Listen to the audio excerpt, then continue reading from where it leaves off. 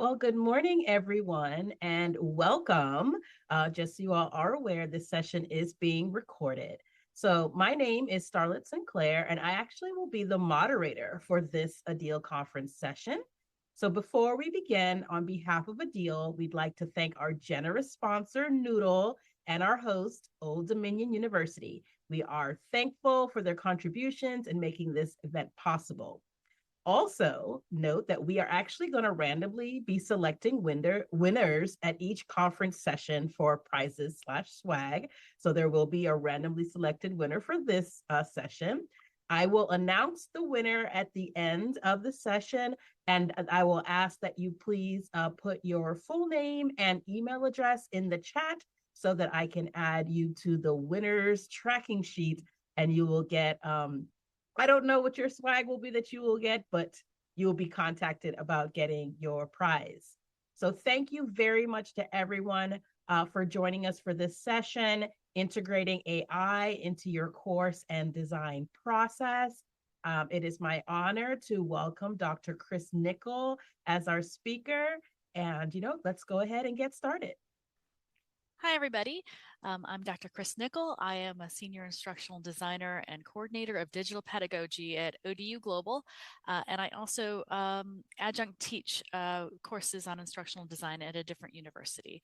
So I kind of come at this both as an instructional designer and as an instructor. And we're going to talk a little bit about integrating AI into your course design process. Today, I'm using just ChatGPT just to keep it simple, but as you may know, there are so many AI tools out there. One of the reasons I'm using ChatGPT, besides the fact that I'm keeping it simple, is that ChatGPT, at least the 3.5 version, is free. So there are a lot of AI tools out there that require subscriptions, or they have a free 30-day trial, and that's all great. But I just wanted to kind of show you stuff on something that you don't have to pay for. At least right now, you don't have to pay for. So let's go ahead and get going here. All right. So let's talk a little bit about the benefits of course design with AI. It's time saving. Course design is a complex and time-consuming process. It involves extensive research, content creation, and structuring, and AI can significantly expedite this process by generating content, drafting outlines, suggesting relevant materials. So what could take an instructor, weeks or more to create manually, AI can help accomplish in a much shorter time. And like I said, with content generation, AI can help instructors generate a vast amount of content, such as lecture notes, reading materials, quizzes, instructional strategies, interactive activities based on specified topics or learning objectives. This allows instructors to focus more on refining and tailoring the content to meet the specified needs of the students. As AI continuously learns from vast data sets, they improve over time. So this allows creators to adapt and update their materials promptly, ensuring the course remains current and relevant. It also allows for personalization. So it can analyze student data and preferences, allows instructors to customize course content to suit individual learning needs. And personalization can enhance student engagement and improve learning outcomes. In terms of creativity, AI can propose unique approaches and perspectives that instructors may not have considered. It can foster creativity in course design. It can suggest innovative topics, teaching methods, learning activities, enhance the overall learning experience. And brainstorming, this is really what I use ChatGPT most for. It can serve as a brainstorming tool. It inspires you to think about new ideas and insights, provides diverse examples and concepts. AI can help instructors overcome creative blocks and find exciting ways to present complex concepts. It also can provide interdisciplinary connections. Because AI language models have access to vast amounts of information across various domains, instructors and instructional designers can leverage AI's capabilities to explore interdisciplinary connections and incorporate diverse perspectives into their courses. And instructors can collaborate with AI, use it as a co-creative partner. Again, that's what I do with brainstorming. So it's not just a replacement for what you would do. It's like a partner for you. This collaborative approach combines human expertise with AI suggestions and results in innovative and compelling course designs. So, but there are considerations for course design with AI. Quality control. AI is great. It helps us with efficiency and creativity, but we must really review the content it generates and edit it to ensure accuracy, relevance, and coherence. Because AI is not perfect. It's not a human being, and it doesn't necessarily have the ability to evaluate whether this content is really relevant for your students and relevant for your topic. So quality control, very important, and something I'll probably keep talking about as we go through the presentation. Ethical use. Instructors must be aware of potential biases in AI generated content and take responsibility for promoting diversity and inclusivity in course materials. I think AI has come a long way from some of the biases that it had when it first began, but there are still biases out there because it takes its information from the internet, and the internet is biased. So we want to make sure that the material that we are using, that we took from AI, that was generated from AI, is diverse, it lacks bias, that we're ethically using it. Pedagogical effectiveness. We want, while AI can provide content, we as instructors and instructional designers need to ensure that teaching methods align with sound pedagogical pedagogical principles, excuse me. So AI tools do not have the ability to analyze whether course activities and strategies are pedagogically sound. That's our job. Student engagement and interaction. While AI can generate content, we as instructors and instructional designers need to foster active learning and student engagement in our course design. And then lastly, student and faculty AI literacy. While I'm not going to necessarily talk much about strategies for doing this in this presentation, we need to make sure that students and faculty are literate in AI, that they understand the ethical uses of it, that they understand when they should use it, when they shouldn't, and how to use it. And that's not only just in terms of making sure that we're using it appropriately within our courses, but also students are eventually going to be going out there into the working world, and they will most likely be asked to use AI in their careers and their jobs. And so we want to make sure that we are teaching students the best ways to use AI now so that they can use it appropriately later. Okay. All right, so now to the course design process. So we are going to talk a little bit about using AI, specifically ChatGPT, in terms of looking at our target audience and prerequisites, creating course learning objectives, creating course outline, generating assessments and assignments that align with those learning objectives, and then also using it for suggestions on teaching and learning strategies and activities. So I'm going to just sort of create this this course and use it throughout each of these particular elements of design process. And we'll go with ChatGPT to do it. So the first thing we want to do is we want to know our learners. So one of the first steps in designing a course is knowing who your audience is and analyzing the gap in knowledge or skills that your course will be designed to address. So we generally know who our target audience is for a university course, generally, but perhaps you want to consider the backgrounds and experiences of those learners. And this is actually, an instructor may know more about their target audience, but as an instructional designer, I may know very little about who they are and their backgrounds. So I could use ChatGPT to help me with that. So here's a prompt: act as an instructional designer who is designing a general education undergraduate course on the history of U.S. national parks. I think I wanted to go on vacation when I came up with this idea. So what are the learning characteristics of students who would choose this course, and how do they relate to the topic? So let's go ahead and go to ChatGPT. And I actually already have this one set up. So I'm just going to go ahead and hit save and submit. I noticed that I was practicing a little while ago and it was going fast, and then ChatGPT decided that it was tired. So I'm hoping it's not wanting to take a nap. But it seems like it's going pretty well. All right. So what we're looking at now is some of the potential learning characteristics of a student who is taking, this is a gen ed course, let's say. So students have choices on what they can take for gen ed courses. So who might be interested in this course and why? And how does that relate to our topic? So we're looking at, somebody who might have a passion for nature and conservation. Visual learners, I guess because of photographs and maps and videos, maybe that's why that would be a characteristic. Maybe they're outdoor enthusiasts or environmentalists. They enjoy history because it's the history of national parks. Self-motivated and independent learners. I guess because I said that it's an online course, that's why they put that as a learning characteristic. Diverse backgrounds, multi-generational interests. Okay, that's interesting. National parks hold a universal appeal that transcends generational boundaries. And the reason I'm taking a while to read all these is because every time you create this, it's not always the same. So you might think, okay, well, I'm not sure that I agree with all these. You could hit regenerate and it would give you a list, some of the things being the same and some being different.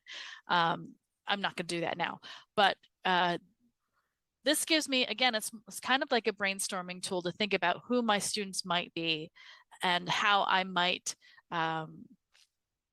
use these characteristics as I'm creating interactive activities, as I'm thinking about the content of the course, to make sure that I keep students' interest. All right, so let's say that those are the learning characteristics. What about prerequisites? What do students need to be able to do or know coming into this course? So again, I'm going to just put this prompt, act as an instructor of an online undergraduate level course. I didn't really need to put that down because I've already have that above, but I just have it in there. The course will fulfill 3 credit hours for general education, written communication requirements. So because Gen Ed usually has different requirements, I'm going to put this one as a written communication one. And the course will also fulfill current multidisciplinary themes of sustainability, inclusivity. So I could not put all that information down, but I think this helps by adding extra information. You're helping it kind of rein in, for example, at ODU, we have themesters, which have particular themes that that instructors will create or add to their courses. And we've had it on inclusivity. I think we've had it on sustainability. We've had theirs. So let's just see what happens. Oh, it says certainly. Certainly, as the instructor of an online, here's an outline of the course structure and key components. Oh, well, that's interesting.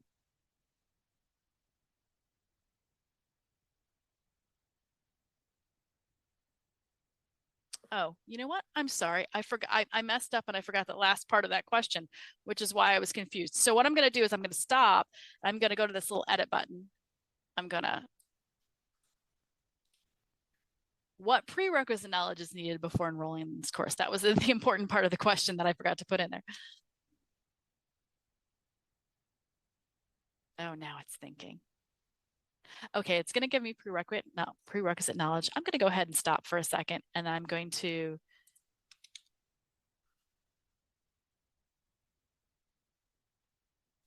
see if it'll do it.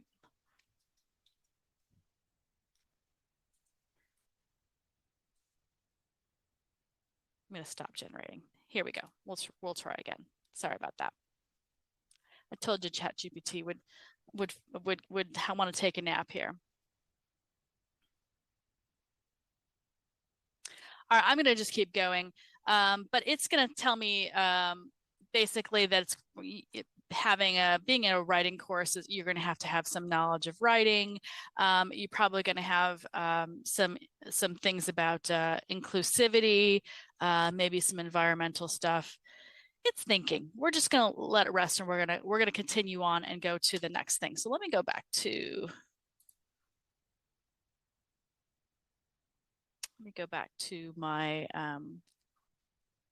Sorry, I have to move a thing here. Here we go. Okay, those are the course prerequisites. Let's talk about learning objectives, and hopefully ChatGPT will have finished taking its nap, and we'll go back to it in a second. So just to go over, I'm sure you all know, but just to go over learning objectives, courses need overall objectives that students achieve by the end of the course, and they also need module objectives that enable students to achieve those overall objectives. So ChatGPT, if it's nice to me, can help us develop these objectives. So let's start with a course learning objective. And you might call these goals or outcomes. They're what you want your students to be able to do by the end of the course. And you can make your prompt as general or as specific as you want. You can progressively make it more specific as you go along. So in this case, mine is generate course learning objectives for this particular course. Use action verbs that are specific and measurable. And I put that down because sometimes, and it still might do this, sometimes it will use verbs like understand, which, if you write a lot of learning objectives, we want them to be measurable, and understand isn't very measurable. Compose learning objectives at various levels of Bloom's taxonomy, including knowledge, comprehension, application, analysis, synthesis, and evaluation. So when I did this in the past, it would give me some more than I really wanted, but that's okay because it helps me to kind of go through and figure out what what's going to work for me, what is maybe not something that I necessarily want. So let's go ahead and try again and see if it will be nice to me this time. Come on, ChatGPT. At home, sometimes my husband and I talk about ChatGPT and all that it can help us with, and we've nicknamed it Chatty G. So let's see if Chatty G will be nice. Here, I'm going to do this. Oh, come on. Let's do it again. Certainly. Okay. Yes, Chatty G is working. All right. So I've asked it to create course learning objectives based on the various levels of Bloom. So let's take a look. We're talking about historical, so knowledge-wise, recognize major figures and movements. And what's interesting is these may change as we kind of go through and create an outline, but this kind of helps us, start out and think about what we might want, within these learning objectives. So we're looking at explaining the impact of legislation, evaluating sustainability practices, which is, we talked about, that's one of the themes. Historic development and conservation. Integrating historic knowledge and sustainability principles. Okay. Ethical and moral implications. So you see these are, and notice that you kind of get these weird numbering. I'm not sure why it has a 7 and then a 7, 8, 9, 10, I guess is why it's doing it. It's a little bit of a weird setup, but it still gives you some interesting objectives. Again, if you weren't sure that you liked them, you could always ask it to regenerate. I'm not going to do that because I'm not going to, I'm not going to tempt fate, for Chatty to take another nap. So we won't do that. All right, so we've got objectives. What about a course outline? You can use it to brainstorm an outline for your course. And again, you can keep the prompt simple, or you can make it more specific. You might include course learning objectives from your previous prompts, or if you liked how these were written already, you could keep them, or you could say, here are the ones that I want to keep. Let's just assume we're going to keep all these for now. So let's go ahead and do a course outline.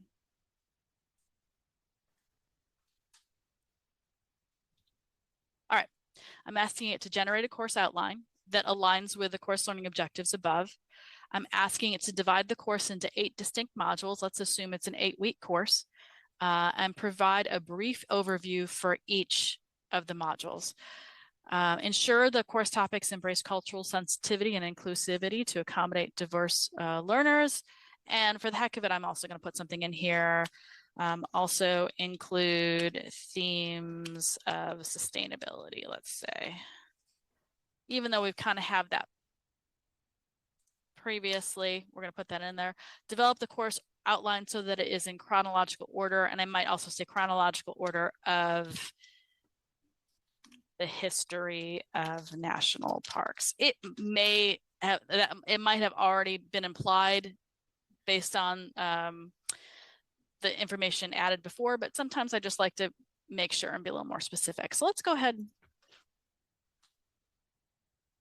All right, so here's a course outline. So the introduction of national parks. And again, it gives a little overview. Early conservation, expansion and diversification, depression in World War II. Okay, well, this is interesting, and this might be one way to teach this course. But let's say that, you know what, I would really like to look at specific parks in each module focusing on one or two specific parks. So I might just change it up and say generate the outline so that each module is based on one or two specific parks. And let's see what happens.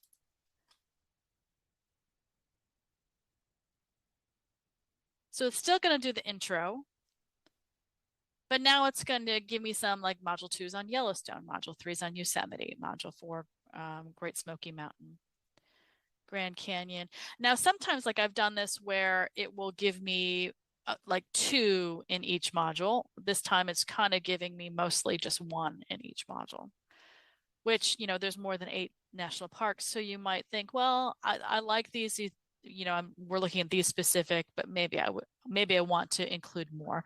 And also maybe, you know, I really want this to be sort of a problem-based course. So help me build the course outline using a problem-based approach. So let's do that one.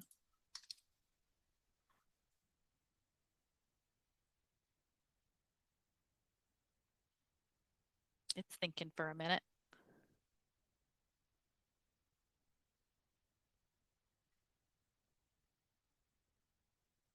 I think everybody's on ChatGPT today.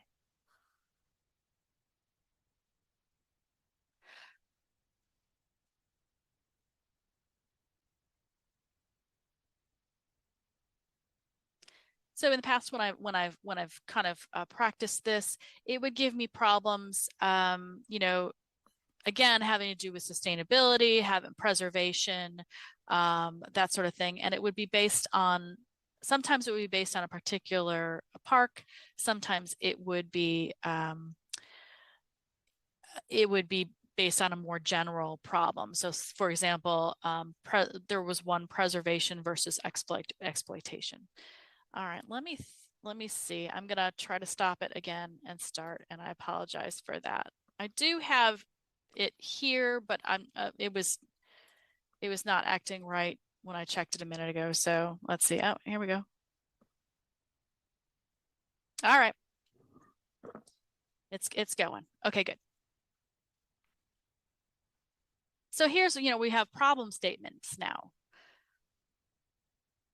So yes, let's say as the instructor, I really like this. I like having problem statements and having students have to solve them. And especially if you are trying to promote critical thinking in your courses and in your program, maybe that's where you want to go. You want to say, okay, I want to have very problem-based approach to my course.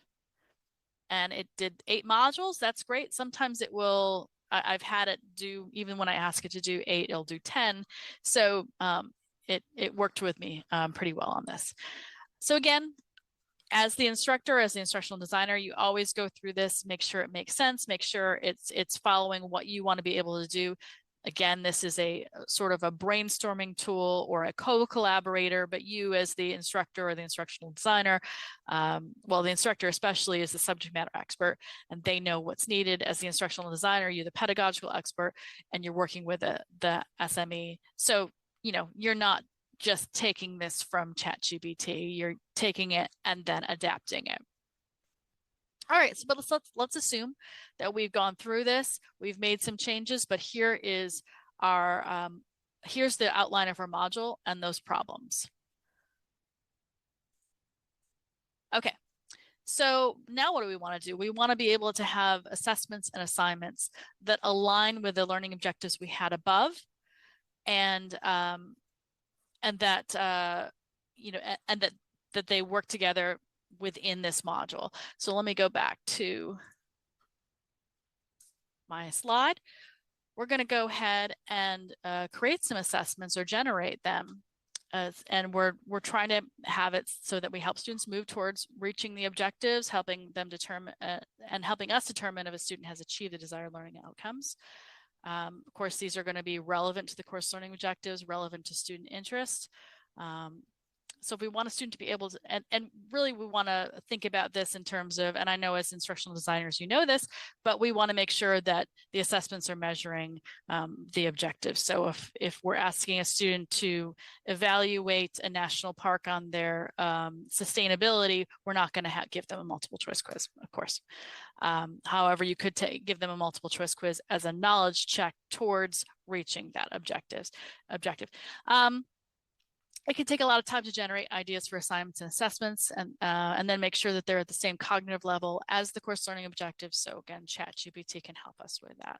So let's go ahead. We've got a prompt to generate assessments and assignments for each module that align with the learning objectives. Provide a course map in table format, showing how the assessments and assignments in each module align with the objectives. All right, let's see how ChatGPT does.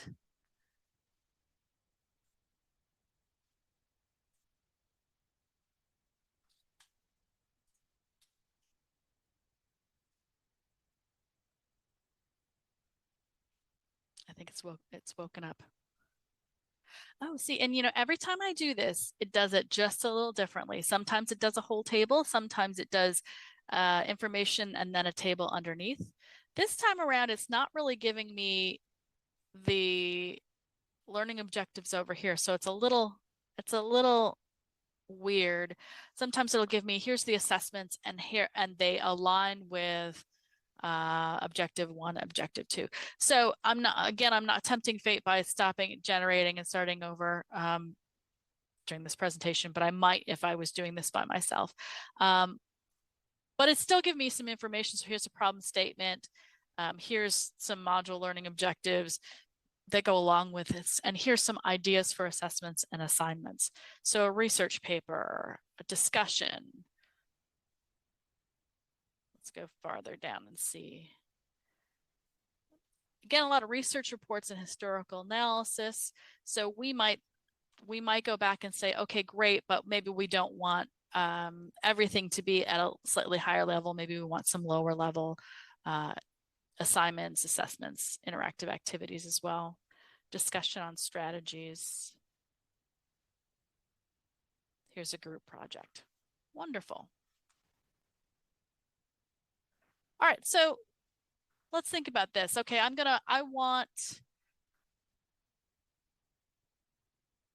let's say in module 1, I just want to make sure that along with some of these discussions and research papers, and we'll think about whether we want a research paper on this. Maybe it would be just a couple of paragraphs, but I want to make sure that students are understanding the general concepts at the very beginning.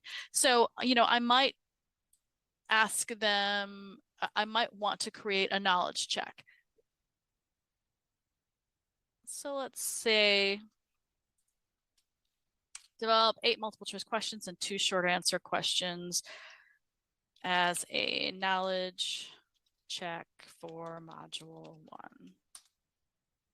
What I found when I've done this, and I've done this both kind of playing around and also when I was assisting a faculty member creating a course, I proposed some knowledge checks in her modules.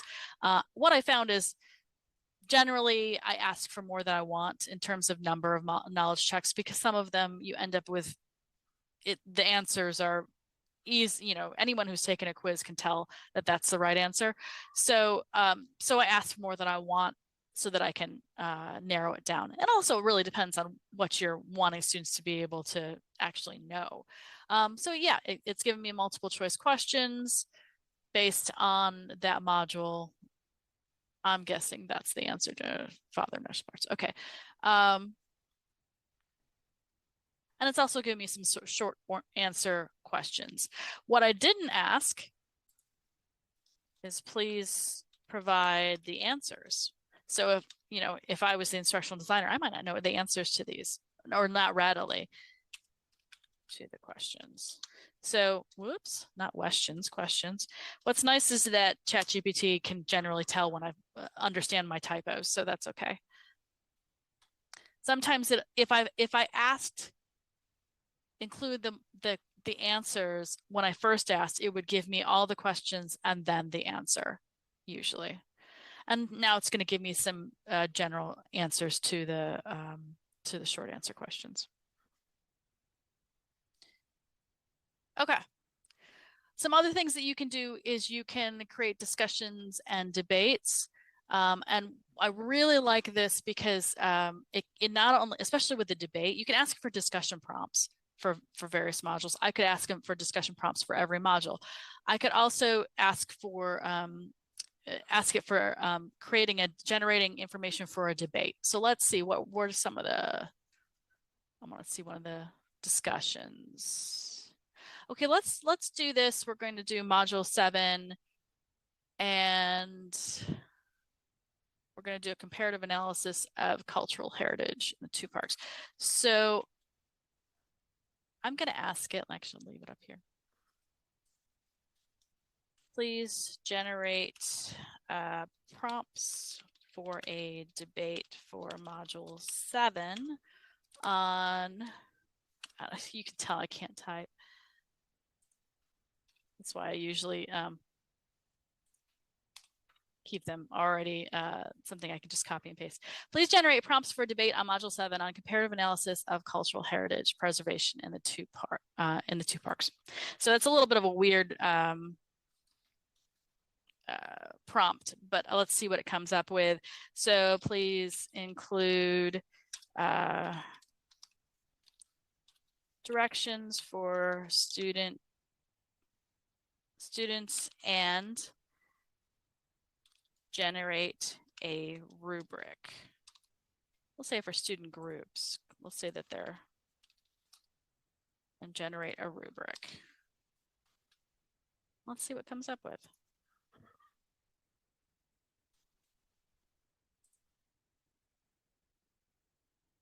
Oh, it's thinking again. Oh, here we go. All right, while it's doing that, I want to show a little bit more about interactive activities, so I'll talk about that next. Obviously, it can create rubrics, and I've found that it does a really good job with rubrics. And then you can always ask it to modify the rubric based on the criteria you want. Okay, so debate prompts: preserving Indigenous heritage. Which park succeeds better? Succeeds better. That's sort of a strange question, but challenges and strategies for cultural heritage preservation. Great. So these are debate prompts for different groups. It's thinking a little bit more. It creates directions on how to format the groups, and usually we'll create directions on the format of the debate.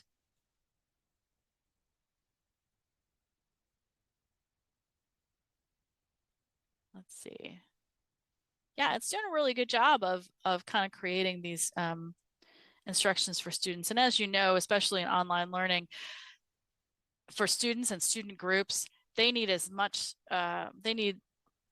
many specific instructions as they can get. All right, so let's just assume it's going to keep doing that. It's taking its sweet time, so I don't want to take too much time. Let's see if, oh, here's the rubric.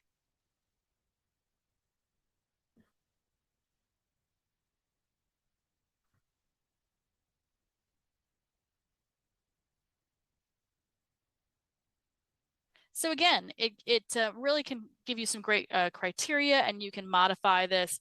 Clarity and organization. It'll probably be. It also probably include like evidence, how well you've made your argument, that sort of thing. So we're just going to keep going. So let's. We talked about assessments and assignments, but we really want to also talk about lecture strategies and interactive activities. So it's given us a pretty good module on different things we can do to assess them, but what are some other things that we can add on? And if you're thinking about, especially if this was a new course to you, maybe you're thinking, okay, well, how would I really lecture about these topics? How would I introduce the topics, or what are some instructional strategies. So you could go back to, you could ask it, okay, using Keller's ARCS model. Keller's ARCS model is attention, relevance, confidence, and satisfaction. So that's a model on sort of generating presentation materials, and not just presentation, but instructional materials. So asking it to generate online instructional strategies and interactive activities for each module. So I'm going to go ahead and stop generating there. Oops. Okay. We're going to try to stop. Okay. Try again.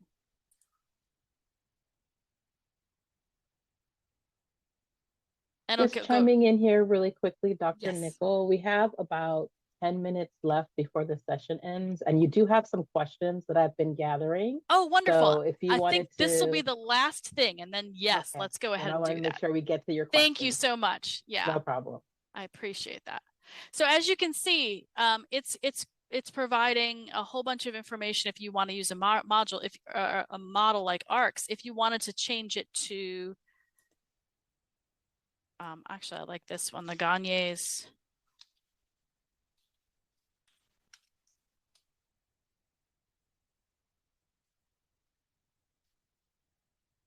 It'll do the same thing.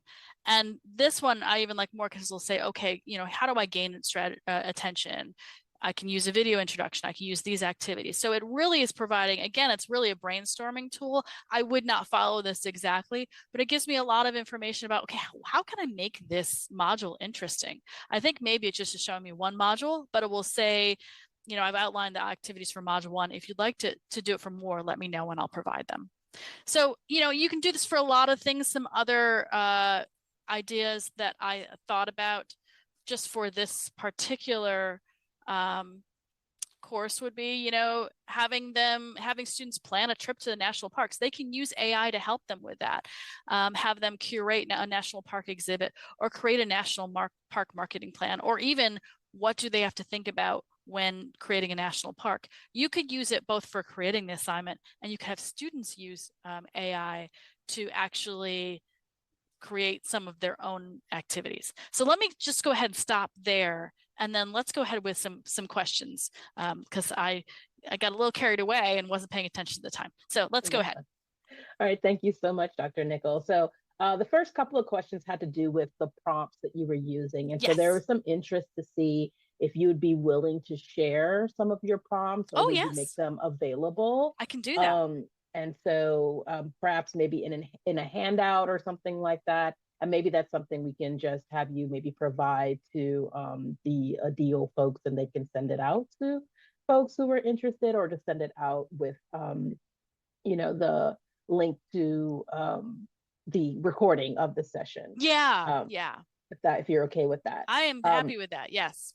And then there was a couple of questions sort of more about the mechanics of the ChatGPT. So one was about the menu on the left side of the screen, where we could see, where you had the sort of saved searches and stuff. And so there was a question about if that's automatically generated, or did you actually create the list of the searches yourself? Those, I've been playing with ChatGPT for a while. These are all different searches that I have created over time. This one here, E equals MC squared, not M equals EC squared. My son's in 7th grade and taking algebra, and I couldn't remember a particular rule for algebra. So I was asking it a question. I don't know if it'll show up. Yeah. So I was just asking it to figure it out. And let me see, was this one correct? Yeah, I think it was correct. Sometimes it's not always great about giving you correct answers, especially when it comes to calculations. I think it's getting better. But yeah, these are all, I've been on ChatGPT for a while, and you can tell that I've been playing with this in different questions and stuff like that for a while. So all right, thank you. Yeah. And then really quick shout out to Heather Brown. Heather Brown. I love you, Heather Brown. Give us she was answering some of the questions too. So shout out to Heather as well for providing some extra support for us too. So this question, I Oh, go ahead. appreciate it. Chris and I went to school together. We Yes. worked together. Yeah, Look, I love Heather. teamwork makes miss the you, dream Heather. work. I know. Okay, we love that. So another sort of questions actually had to do with textbook use. And so Yes. if you're using a textbook for a specific course and whether or not ChatGPT can create assessments using that content, or maybe if it's not ChatGPT, maybe another AI program or something like that. So there was a question about, sort of integration of text of a textbook or a resource for creation of assessments and things using this Yeah. type of platform. So from my understanding, and things are evolving and changing, but ChatGPT doesn't necessarily have access to that textbook or the publisher materials. So asking it to ask questions specifically from that probably would not work. If you had but what you could do is if you had, say, like the notes from a publisher PowerPoint, and you like copied and pasted into ChatGPT and said, like, here's all the information from this PowerPoint. Can you help me create some questions from it? It could do that, but it doesn't necessarily have the access within the publisher materials to find it. And if it doesn't, ChatGPT does occasionally hallucinate, they call it. Basically, it'll make up stuff if it doesn't know. So that's the other reason why you need to be the subject matter expert and not automatically assume that it knows what it's talking about, because it will sometimes hallucinate. All right, we're coming down. We have about 4.5 minutes left. So I'm going to ask one more question, and then I'll do our wrap up stuff here. So there was a question about copyright aspect of this, and the question was, can ChatGPT, we know now we can't necessarily access the text to generate relevant text, but should it be able to? And then in terms of like intellectual property, is it the case that all things generated by ChatGPT belongs to it, or what is sort of your sense or feedback on that? Well, so you're asking, it was like sort of a two-part, right? Yes. So in terms of it finding information, now, as I recall, in terms of copyright, part of your use of it is that I think ChatGPT's legal way around things is basically saying that they're not responsible if you use something that's copyrighted by somebody else. So also keep that in mind. And in terms of, and then I'm sorry, the second part of the question was like, should you use it, or I'm sorry, or should it be able to? And as far as intellectual property, when you generate things, is it the property of essentially ChatGPT or I see what you're saying. Right. That's actually a really good question, because and something that I didn't really talk about, but that's something to keep in mind, is you don't necessarily, if you have created something that you don't necessarily want ChatGPT to have use of, you might not want to put it in ChatGPT, because I don't really know exactly, but I think that it can become part of the ChatGPT universe. Heather actually might have a better idea about that. I'm not sure. Yeah, but, Heather had hit a couple of notes there. So if anyone didn't see, Heather also noted that some of our major, APA and other styles actually have now citing rules for ChatGPT stuff. And then also, I think Heather was saying there's something in the settings that you might be able to disable if you don't want it to essentially keep your stuff, and so you have to sort of play around with that. I did not know that, actually. That's good. Yeah, to know. Shout out Heather Brown. It's for 30 days. So whatever you type in there, it's a property for OpenAI for 30 days. But then afterwards, it'll fall off that list, as Chris was telling you. Those were all the prompts that she did. Those are all the conversations she had with GPT, and they'll just start falling off, and you won't have access to those anymore. And then they won't either, but they have access for up to 30 days. So that's just. So if you have a a really genius idea, maybe not ask Chatty G to help you with it, but thank you so much. You have to be careful what you put in. Yeah, Yeah. exactly. So we, unfortunately, this, of course, is a conversation that we're all very interested in, and we could probably do a whole literal day just on these topics and questions. But we do, unfortunately, have to close so that you all can get ready to head to the next session. So thank you so much, Dr. Chris Nickel, for your presentation and your questions. And I certainly learned quite a few things myself and got me very excited about this research methods class that I am revamping. So I will be certainly checking out some ChatGPT help with that. And also, again, please be sure there is a conference evaluation form. I'm going to go ahead and put that in the chat right now that we ask you to please complete. And then I also have the pleasure of announcing our winner for this session. So Kimberly Williams, if you are still here, I do need you to put your email really quickly in the chat so I can add you to the winner conference giveaway tracking sheet. Hopefully you didn't leave us just yet. I know we had some folks. Oh, there she is. Thank you so much.